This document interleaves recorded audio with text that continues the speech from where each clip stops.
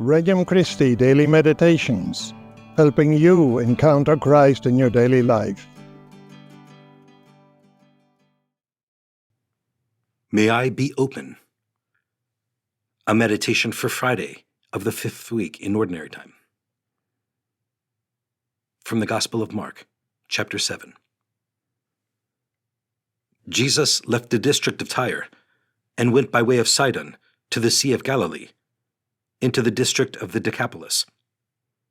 And people brought to him a deaf man who had a speech impediment, and begged him to lay his hand on him. He took him off by himself, away from the crowd. He put his finger into the man's ears and, spitting, touched his tongue. Then he looked up to heaven and groaned, and said to him, Ephphatha, that is, be opened. And immediately the man's ears were opened. His speech impediment was removed, and he spoke plainly. He ordered them not to tell anyone. But the more he ordered them not to, the more they proclaimed it. They were exceedingly astonished, and they said, He has done all things well. He makes the deaf hear and the mute speak. Opening prayer. Jesus, I want my life to be opened up to you. I want to open the ears of my heart, to be able to listen to your voice, now that I am here alone with you. Give me the grace to focus my eyes on you, and to have the patience to wait while you act. Let me not be too rushed to stop and be with you. Remove what holds me back from receiving all you have to give me. Encountering Christ. 1. Away by himself. Many of Christ's miracles were done in public, some in the middle of a crowd, sometimes while everyone was walking and people were pressing on him. But for this man, Jesus needed time alone. We may have been touched by Christ in the middle of a crowd, supported by others, able to rejoice with those present. And then there are times when he wants us all to himself, or rather, he wants us to have him all to ourselves. We need this kind of encounter with Christ, the one that happens in secret, away from the crowd. He uses these moments to open our minds and hearts, so that we can better receive his love. 2. Be opened.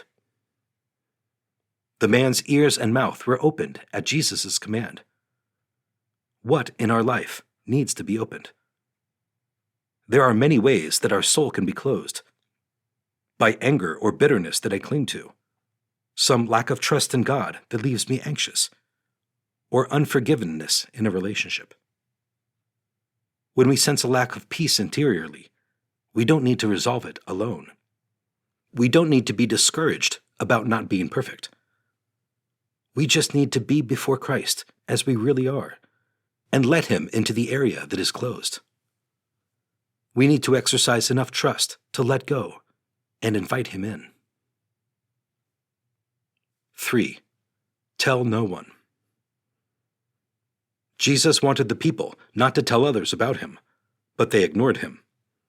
He must have known that they would proclaim him anyway. What a mystery. Jesus has room in his plan, even for those who refuse to follow his commands, those who do things their own way. His providential will can't be foiled.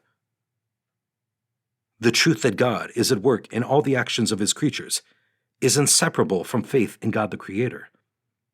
God is the first cause who operates in and through secondary causes. For God is at work in you, both to will and to work for his good pleasure. Far from diminishing the creature's dignity, this truth enhances it. Drawn from nothingness by God's power, wisdom, and goodness, it can do nothing if it is cut off from its origin, for without a creator, the creature vanishes. Still less can a creature attain its ultimate end without the help of God's grace. Catechism of the Catholic Church, number 308. Conversing with Christ. Jesus, I trust in your providence, believing that your will for me is always better than my own. Please give me the grace to surrender to open up my heart and soul, to give over my will, so that I can obey you more completely. Resolution. Lord, today, by your grace, I will spend a few moments taking note of the areas where there is a lack of peace, where there may be some obstruction to your grace in my heart, and bring this to you for healing. Visit our website at regnumchristi.com